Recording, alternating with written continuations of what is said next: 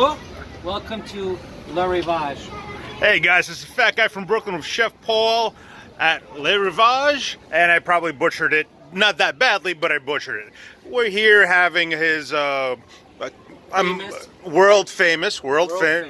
That is true. It is world famous. You did win. Someone corrected me on that. You are world famous. I mean, even if you don't want to admit it, you are world famous. This French Onion Soup Bruger, I actually just posted it. You're going to be seeing it at the same time. It is goddamn heaven. It is my second favorite burger. What makes it your favorite?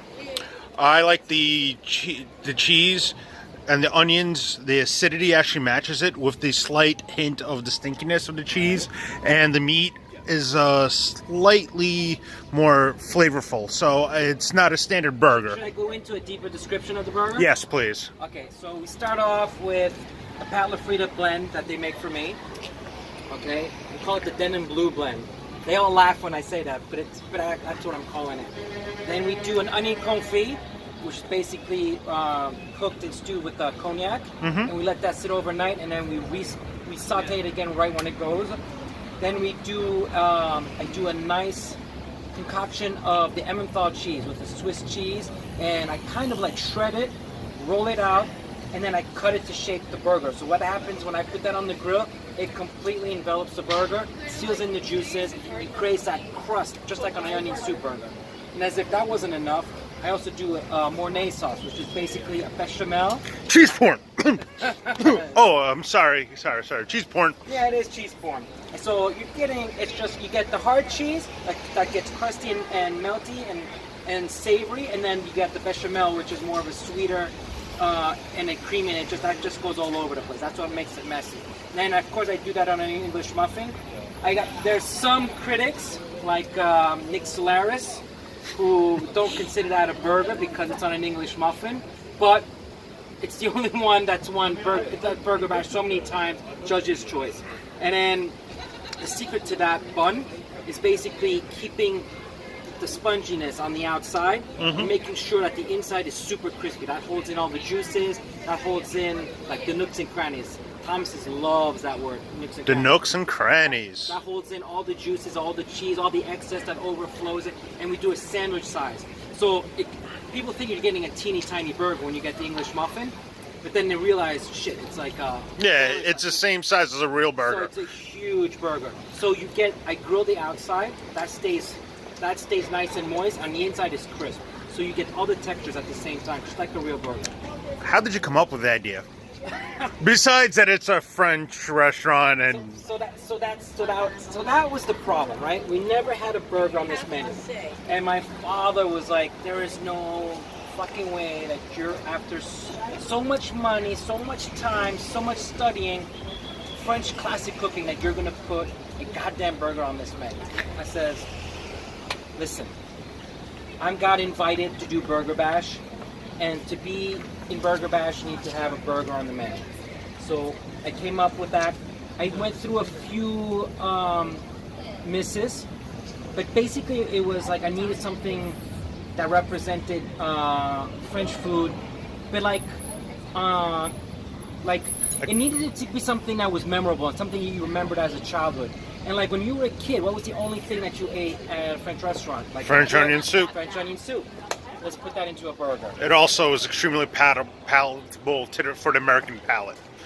Yeah, but listen, this burger, that's like it's a nice meal. Like you're like, oh, you're ordering a burger. When you get that burger, you're seeing the time invested in it, you're seeing the quality invested in it, and you're getting the product. I mean, there's nothing to be ashamed of on that burger. I made sure of that. Oh yeah, and it's fairly heavy for a New York City burger. Yeah. It's what, 6 to 8 ounces? It's an 6 to 8 ounce burger, depending on how you cook it, yeah. Right? So you're gonna almost keep the 6 ounces if you do rare to medium rare, and then anything after that is just gonna shrink it. So yeah. I try to cheat when they do medium well. I'll try to flatten it out so it cooks quicker, so you don't lose so much of it. Yeah. And then if you leave it, it just becomes like a hockey puck. So I try not to. Do you think people that order anything over medium are butchering the burger? Be honest. If you're doing a thick burger, right? I want to see that to be baked because the juices, right? Yeah. If you cook out all the juices, you're ending up with a dry burger, and then that juiciness contributes to the taste, to the viscosity. I mean, I shouldn't be using that word in food, but you need that for all your senses. You need that juiciness. It adds to all the senses.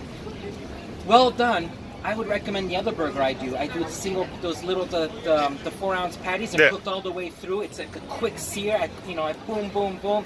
You put the cheese on it, it melts on its own. It's really quick. That's, like people come to me, they always want food well done. I recommend, okay, eat pate, eat beef bourguignon, eat, things of those nature. I like when someone orders like a filet mignon well done or a steak well done, I'm like, it just kills me. All right. What's your biggest nightmare as a chef? My biggest nightmare as a chef. Besides having to being interviewed by me, obviously. Biggest nightmare as a chef is really stupidity that's going to interrupt my work. And it has nothing to do, it could be from a customer that's annoying, to a broken pipe, to any problem. Like, as soon as something interrupts my creative flow, cooking, that's what's annoying. Like, if I got to stop cooking to go do something stupid, that's my nightmare. What days are you still in the kitchen, and what days?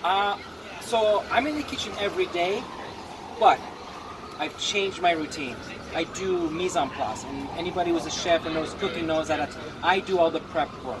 I call myself a saucier, so my stock in trade is making sauces, soups, preparations. I love sauces. So classic French chef. Yeah, I'm a classic French chef. But there's many. But in that brigade of chefs, you have the chef, you have the sous chef, and then you have the butcher, you have the saucier, you have the mains. You have all those different. I'm a saucier, and I love to make sauces. So that's what I come in the morning. I get hypnotized by what I'm doing. I get into a swing, and it's like a dance. And every day I got that routine. I love that routine. Then I get out of the kitchen. As soon as people come in, all my employees come in, they take over, and then I go do my paperwork. And then I'll cook specials, anything different, anything that needs teaching. I'll do, basically every day I do a clean sweep of like tasting everything and making sure everything's up to par. I mean, that's daily routine. You gotta do that. And after that, I'm a glorified babysitter, Well, most owners are, most owners and chefs are glorified. I'm not just a chef, I'm the owner. Yeah. So that entails all the drama and stupidity of owning a restaurant. What's your favorite dish in your own menu? It's a special now. It's sweetbreads. Ooh. Yeah. I love sweetbreads. I love all the old dishes that my grandma used to make. And if I can, I'm never happier than when I get to reproduce that taste, that it'll click in here. I'm like, oh man, that nothing makes me happier than that, than recreating something I haven't tasted in like 40 years. Because listen, I'm nearing on 50 years old here, and I'm trying to recreate stuff that I tasted like literally almost 50 years ago. Yeah, and the other problem comes down to New York chefs and foodies in New York. We are overexposed to any. I am not a trendy restaurant. I am not a trendy chef. Oh no! I could. I saw your menu. You are traditional, minus the burger. That's the furthest thing on your menu. And that was hard to do. Yeah. That was hard to accomplish on the menu. But you know what? It's the biggest seller after the duck and the au poivre and maybe the trout amandine. But it's one of the burgers, not one of the biggest sellers.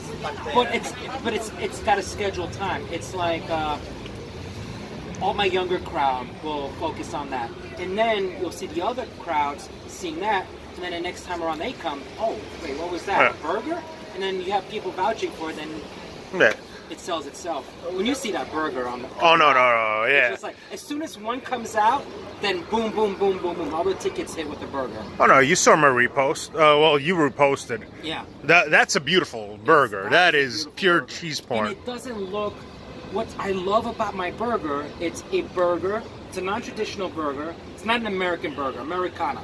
I love American burgers. I like bacon, lettuce, tomato, cheese, greasy diner burger. That's my favorite. That's my favorite.